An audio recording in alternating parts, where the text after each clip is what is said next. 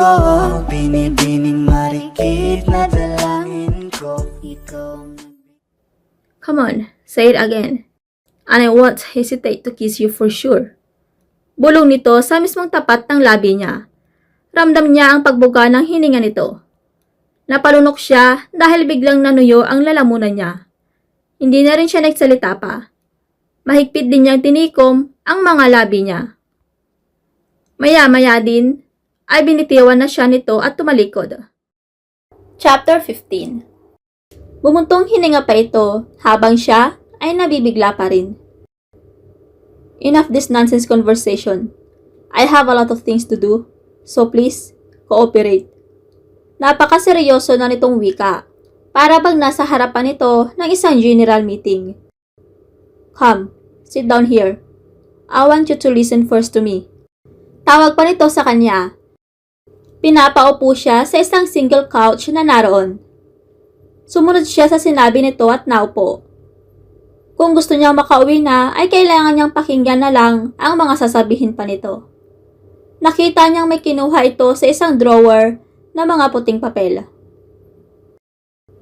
Samantha, I'll not harm you for hiring you as my fake girlfriend. Gusto ko din na mag-benefit ka sa gagawin mo. Here's the contract. Take a look. Wika nito sabay abot ng papel. Tinanggap naman niya iyon. I'll pay you 100,000 pesos every month.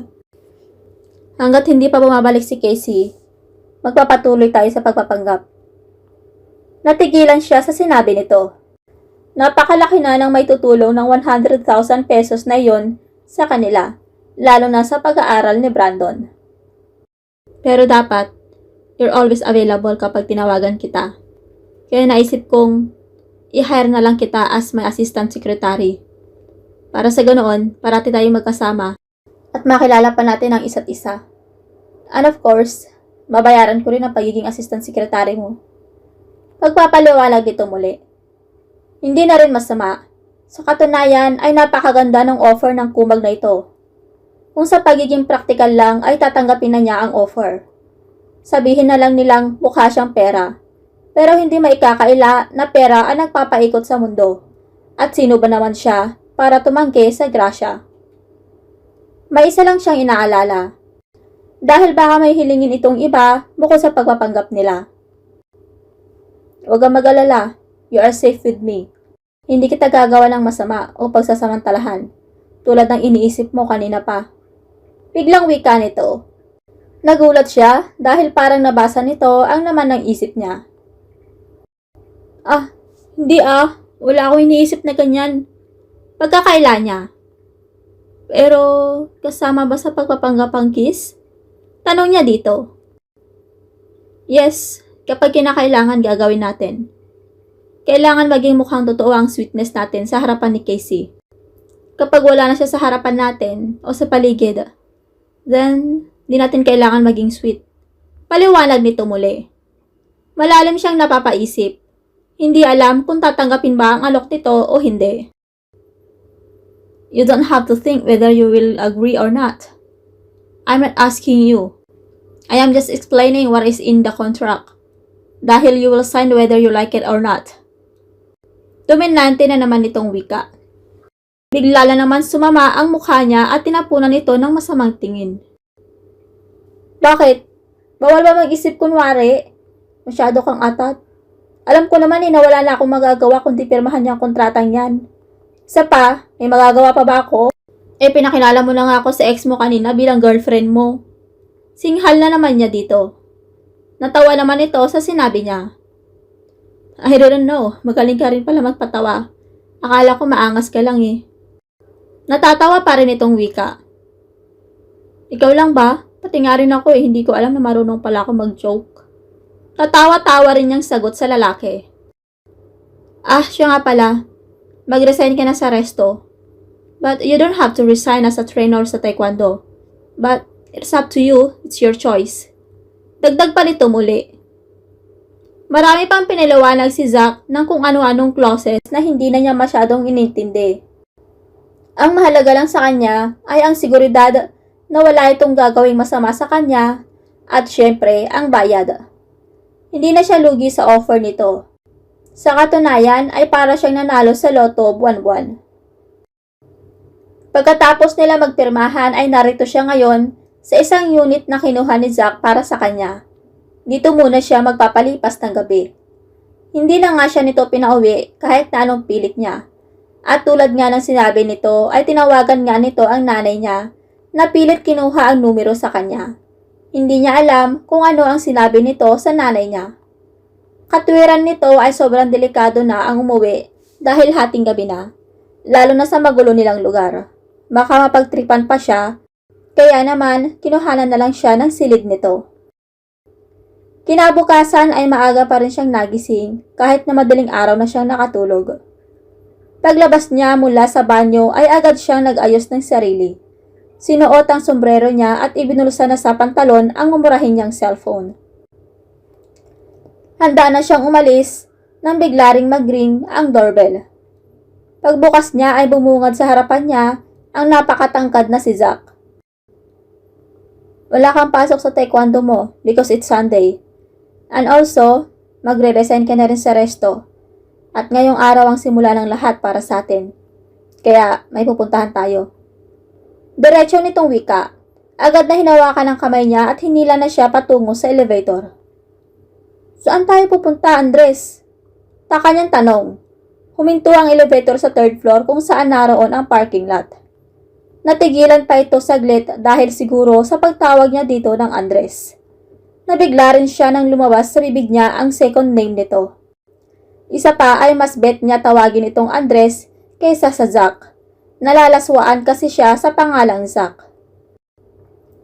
Basta, sumunod ka na lang. Tipid na sagot nito habang hila pa rin siya. Mabilis siyang isinakay nito at mabilis din itong nagpunta sa driver's seat.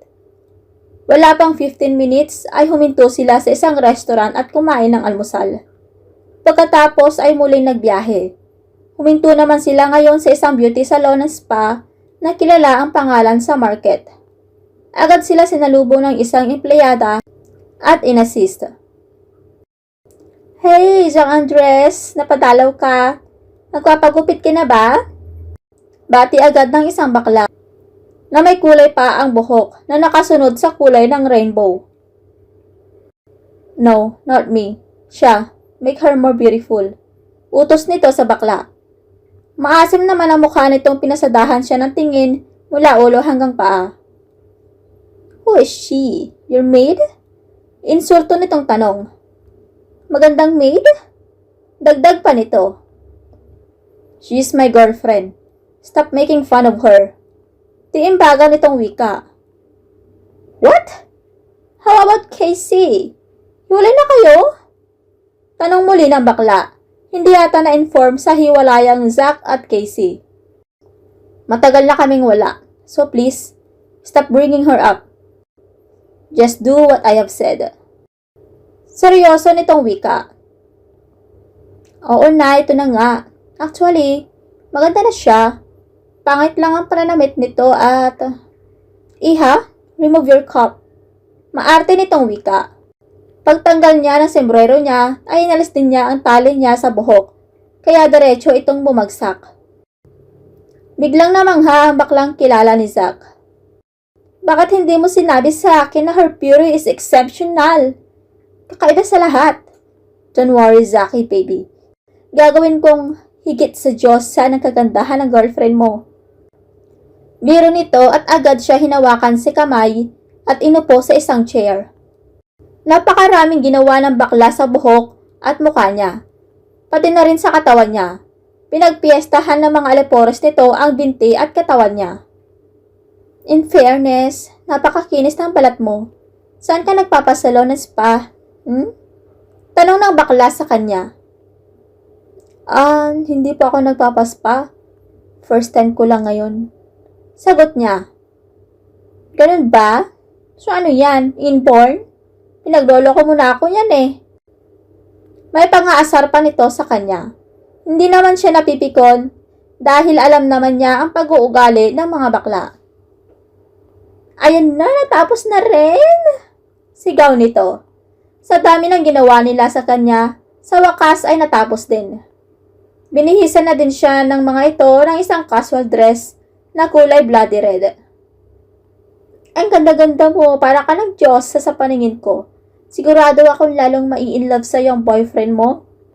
Abot tayo nga ang ngiti nito nang matapos siyang ayusan nito mula ulo hanggang paa. Zaki baby, are you ready to see your darling? Tanong ng baklang nag-ayos sa kanya. Lumabas siya mula sa isang pinto. Nagtama ang mga mata nila ni Zack. Bahagya pa itong natigilan. Kitang-kita ang pagkamangha sa mukha nito. Agad ito tumayo at sinalubong siya. You're so beautiful, babe. Wika nito pagkalapit sa kanya. Salamat. Ngiti niya dito. Anyway, may pupuntahan pa tayo. Tara na. Pag-aalala nito. Nagpaalam lang sila at saka tuluyan ng umalis sa lugar na yon. Nagpunta sila ni Zack sa isang iPhone shop at binilhan siya ng latest unit. Anong gagawin ko dyan sa mamahaling phone na yan? Mainit sa mata ng mga magnanakaw yan. Baka wala pang isang oras na-snatch na sa akin yan. Wika niya. Take it. It's free. Pamimilit nito. Ayaw niyang tanggapin ito pero mapilit talaga ito at wala na siyang nagawa pa kundi kunin ito. Nagpunta pa sila sa isang jewelry shop. Pagkatapos ay sa mga branded clothes naman. Andres, tama na. Ayoko na. Ano ba mga pinagbibili mo? Nagsasayang ka lang ng pera. Pigil na niya dito. Hindi yan sayang. Dahil kailangan mo ang mga yan. At ang total makeover para mapaniwala si Casey. Wika nito. Andres, hindi mahalaga kung gaano kamahal ang mga isinusuot ko. Ang mahalaga ay kung sino at ano ang taong nagsusuot. Ang mamahaling damit at alahas ay nawawalan ng halaga kapag ang taong nagsusuot ay hindi makita ang halaga nito. Nagiging mahalaga naman ang isang mumurahing bagay kapag pinapahalaga nito ng taong nagmamayari. Wika niya. Ayaw niya kasing gumagastos pa si Zack ng mga mamahaling bagay para sa kanya. Napansin niyang natigilan ito sa mga sinabi niya. Pero nagsalita rin kaagad nang makabawi. Then, make them valuable, Samantha. Appreciate them para magkaroon sila ng halaga. Sagot nito habang malamlam ang mga matang nakatitig sa kanya. Ngayon ay siya naman ang natigilan sa sinabi nito. Ikaw ang binibining na ninanais ko, binibining marikit na dalangin ko. Ikaw ang nagbigay ng kulay sa aking mundo.